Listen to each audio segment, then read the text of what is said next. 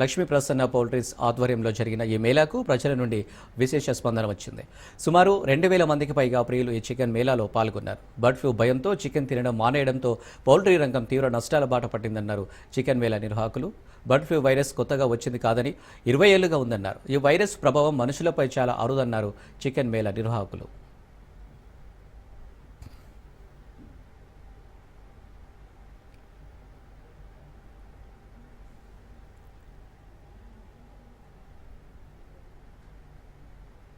కాదు సార్, మన భారతదేశంలో 2006లో మహారాష్ట్రలో నవాపూర్ ఊర్లో ఫస్ట్ వచ్చింది. అప్పటి నుంచి ఇప్పుడు దగ్గర చూసుకున్నారన్నా ప్రతి సంవత్సరం భారతదేశంలో ఏదో ఒక చోట్ల జరుగుతూనే ఉన్నాయి. మనం ఏం చెప్తున్నామన్నా బర్డ్ ఫ్లూ మనసాల వస్తుందని చెప్పి కోడిగుడ్డు నుంచి చికెన్ నుంచి తినేసినా వచ్చేస్తుందని చెప్పి జనాలు భయపడుతున్నారు. అలా చూసుకున్నారన్నా భారతదేశం మించి మీకు 40 కోట్లు ముట్టగొలి ఉన్నాయి, కోడిగుడ్డు ఉన్నాయి. మళ్ళీ బ్రాయిలర్ ఫామ్ కూడా మించి 6 నుంచి 12 కోట్లు కోడి ఉన్నాయి. ఎవరికి చూసుకున్నా ఇండియాలో భారతదేశంలో మించి 12 కోట్లు జనాలు పౌల్ట్రీ ఫామ్ లో ఉన్నారు. ఫామ్ లో పనిచేసిన ఎవరు కూడా ఇప్పుడు దగ్గర ఈ 19 సంవత్సరాలు ఒక్కరు కూడా రావట్లేదు. మనం బాగున్నాం. ఇదే చూసుకుని ఇండియాలో చూసుకున్నారన్నా చికెన్ తిన వచ్చేస్తుందని చెప్పి మార్కెట్ పడిపోయింది.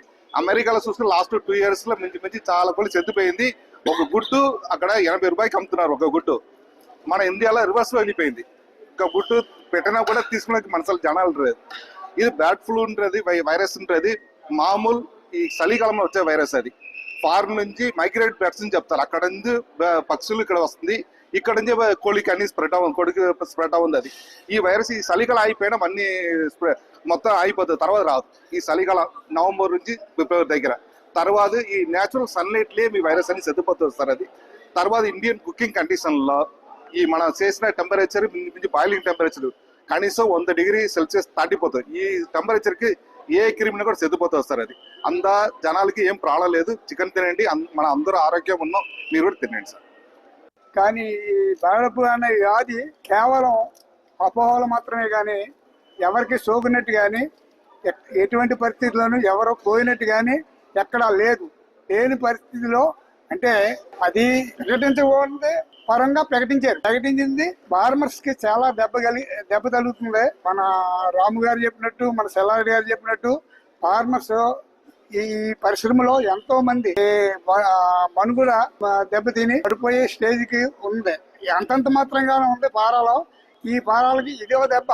ఈ దెబ్బ తగులుతుంలో, ఈ బర్డ్ దెబ్బ తగులుతుంలో పారాల పరిస్థితి అయోమయంగా ఉంది.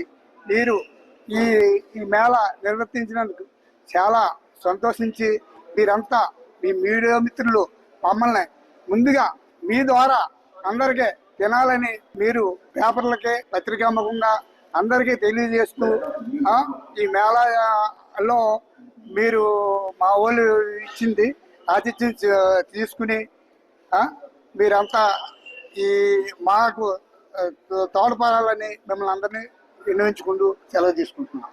వెనకాపు వారి సహకారంతో చికెన్ మేళ, గుడ్ల మేళ అని చెప్పేసి పెట్టడం జరుగుతుంది. అయితే ఇది అందరికీ కూడా ఫ్రీగా సప్లై చేస్తున్నాం. వేళ ఎందరు వచ్చినా సరే ఇచ్చేటట్టుగా ఇక్కడ ఏర్పాట్లు చేసాం రైతులందరూ సహకారంతో. అంచేత ఎందుకు పెట్టామంటే ఇది ఈ మధ్య మంచి నెల నుంచి అపోహలు పడి ఎవరు కూడా ఇళ్లలో కూడా తింటాం లేదు.